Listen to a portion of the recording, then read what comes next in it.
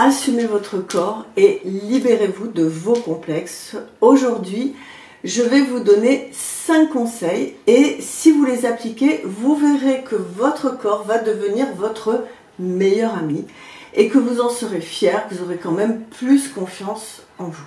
Alors, si vous découvrez ma chaîne pour la première fois, bienvenue. Moi, je m'appelle Denise Meyel.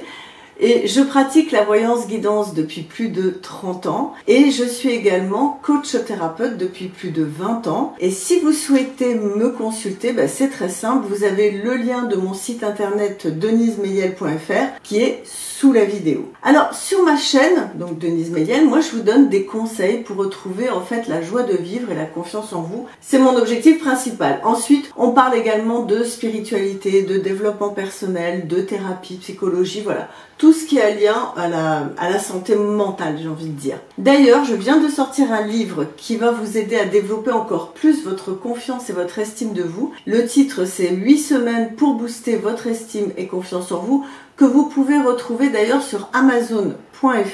Vous avez le lien en dessous, vous inquiétez pas, et vous pouvez pendant 8 semaines travailler sur vous. C'est une sorte de mini-thérapie que je vous propose de faire. Et puis on pourra échanger là-dessus, vous pourrez me laisser des commentaires sous une de mes vidéos par rapport à mon livre, n'hésitez pas. Alors, on a tous des complexes. Physiquement, on a tous des complexes, mais c'est vrai que...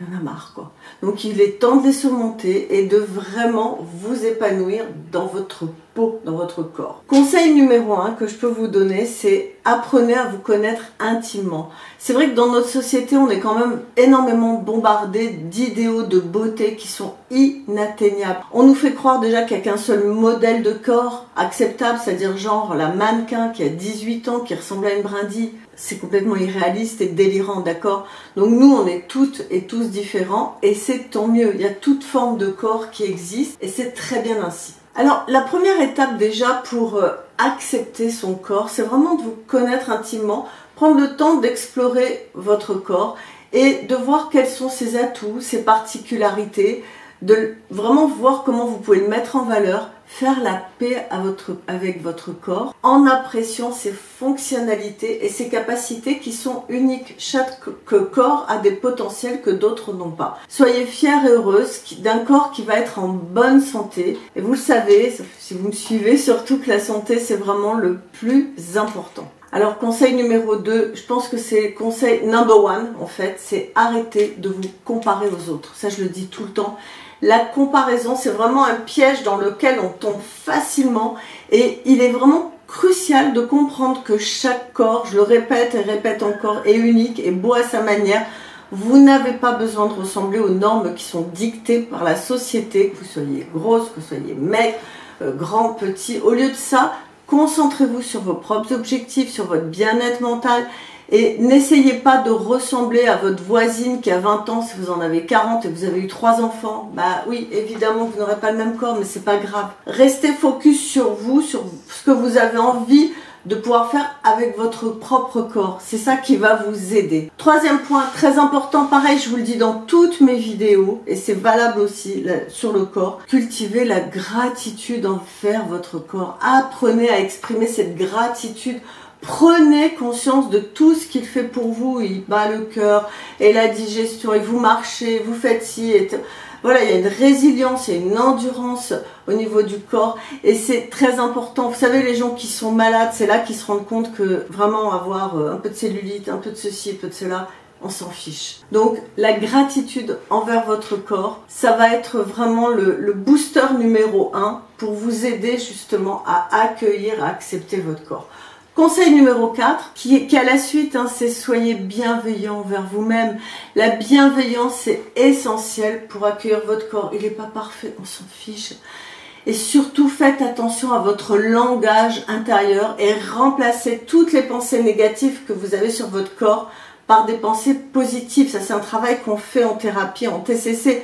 Il y a des gens qui disent « mon corps, il est nul, je suis une grosse vache, je suis moche, Non, c'est pas possible. Il faut accueillir les fluctuations qui sont naturelles dans votre corps et c'est comme ça, on n'a pas le même corps de la naissance jusqu'à la mort et c'est ainsi, il grandit, il change, il vieillit. C'est c'est la vie, quoi. Vraiment, il faut l'accepter, d'accord? Conseil numéro 5, très important aussi, entourez-vous de bonnes personnes qui sont positives, qui sont bienveillantes. Vos relations vont jouer un rôle majeur dans votre acceptation de vous. Entourez-vous des personnes qui vont vous soutenir, qui vous encouragent et qui surtout vous aiment comme vous êtes, qui sont pas tout le temps en train de vous critiquer, de vous juger, qui vont alimenter vos complexes. Ah mais t'es un petit peu grossi, hein.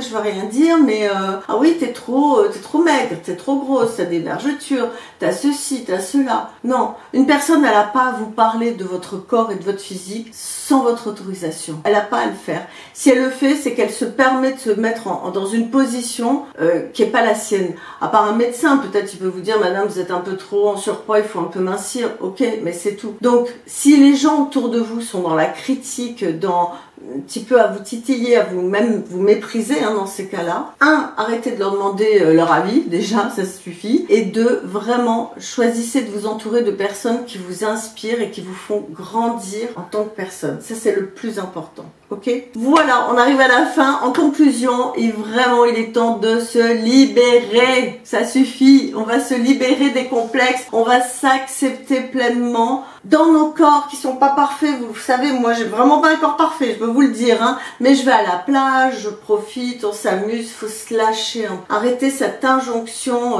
prenez les bonnes minutes, prenez la vie, prenez le bonheur.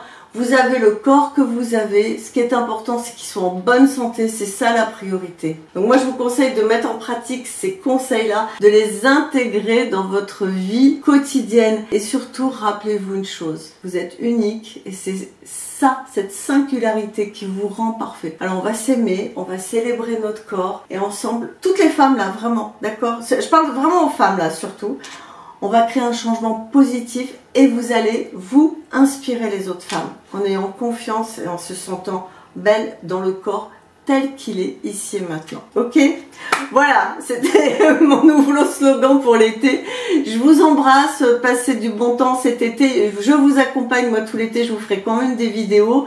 Et si ça vous intéresse, cette vidéo, n'hésitez pas à la partager à des copines, à des amis, ça peut les faire réfléchir. Pensez à liker, à partager et à vous abonner. Je vous dis à très vite. Ciao.